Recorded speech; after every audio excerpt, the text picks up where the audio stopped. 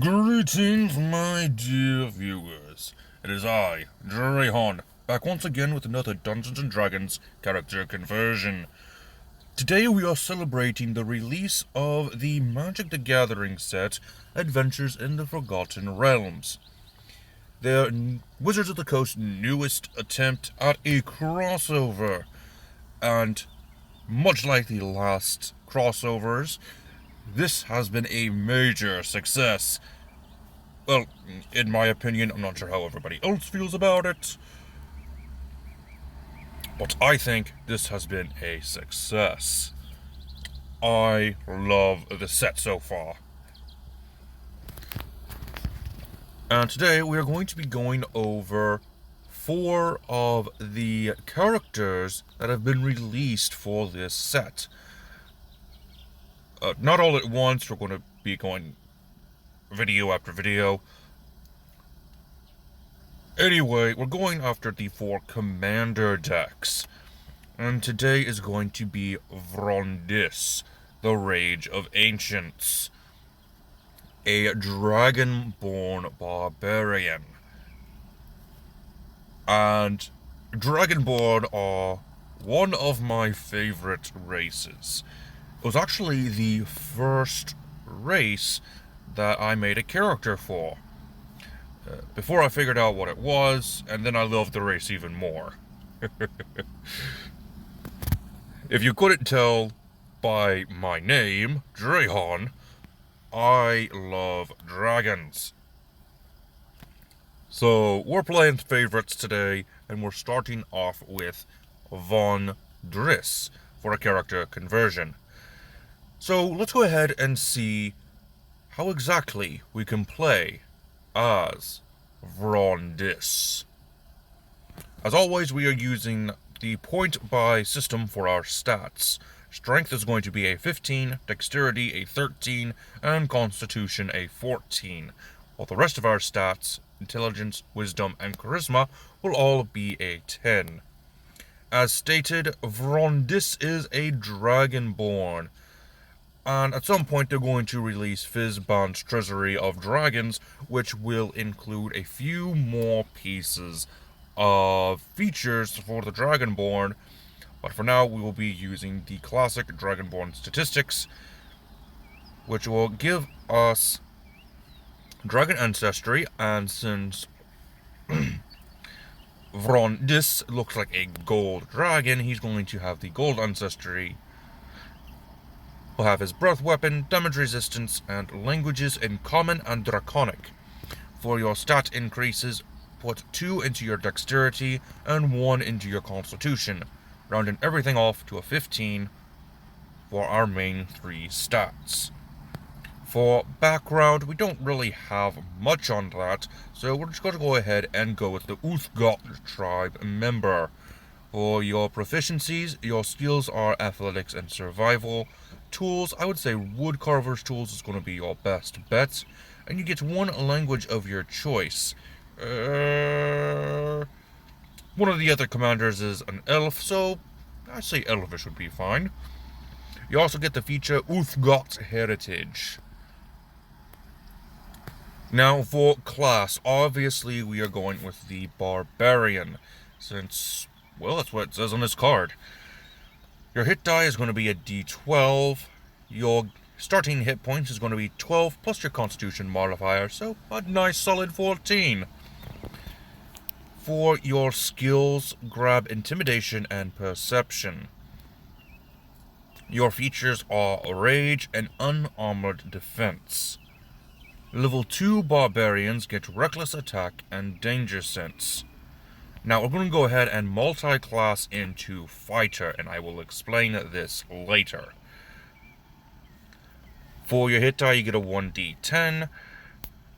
And your fighting style, go ahead and grab Superior Technique. And the maneuver you'll be choosing for Superior Technique is going to be Goading Attack. Also explained in a minute. You also get the feature known as Second Wind. Level 2 fighters get Action Surge. And level 3 fighter gets a Martial Archetype, we're going to go with the Echo Knight. Now, the reasoning for this is the Dragon Spirit token that Vrondiss is able to generate. And since this Dragon Spirit token is more or less a copy of Vrondiss himself, it makes sense to go with the Echo Knight, since they generate a duplicate of themselves that's from an unrealized timeline. It's a little weird. The Manifest Echo and Unleash Incarnation are going to be your features with the Echo Knight. Now, level 3 Barbarians is going to be getting the Primal Knowledge feature, thanks to Tasha's Cauldron of Everything, which will give us a new skill from the Barbarian skill list. We'll go with Nature. Now, the Primal Path was definitely an interesting one, since Vrondiss is known as Rage of Ancients. It was kind of difficult to figure out which one he was. Even more so when one of the cards in his deck, Berserker's Frenzy, flat out names one of the paths, the Berserker. But what ultimately decided it was another card, Vengeful Ancestor, which was another Dragon Spirit from the deck. And since it's called Ancestor, we're going to go ahead and go with Ancestral Guardian.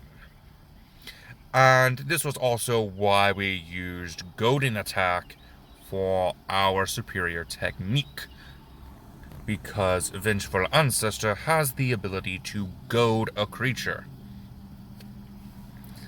So, yeah, we're using as many mechanics as humanly possible. Anyway, thanks to our Primal Path, we get the feature Ancestral Protectors, which sort of fits with the Vengeful Ancestor. Moving on to a level 4 Barbarian, go ahead and increase both your Dexterity and your Constitution each by 1, making your Unarmored Defense increase by a total of 1 on each stat, which is like a 10 plus your Dex modifier plus your Con modifier. So you got a 16 for your armor class right now, which is pretty good. Level 4 fighters get another ability score increase. Go ahead and increase your strength by 2, making it a 17. Level 5 barbarians get an extra attack and fast movement. And level 6 barbarians get the ability Spirit Shield from their Ancestral Guardian. Level 5 fighters will also get extra attack, but we're not allowed to stack extra attacks, so that's kind of null and void. Level 6 fighters can either get an ability score improvement or a feat, and we're grabbing a feat, which is the Great Weapon Master. That's the only reason why I decided to go a little further than 10 this episode. Yep, this video, not episode. We're not a cartoon. Anyway, like I said, Great Weapon Master is going to be the feat we grab. And really, that's all we have to go off of for Vrondiss. So, that's going to be the end of this video. I do hope you enjoyed. Until next time, this has been Drahan, and I am offline.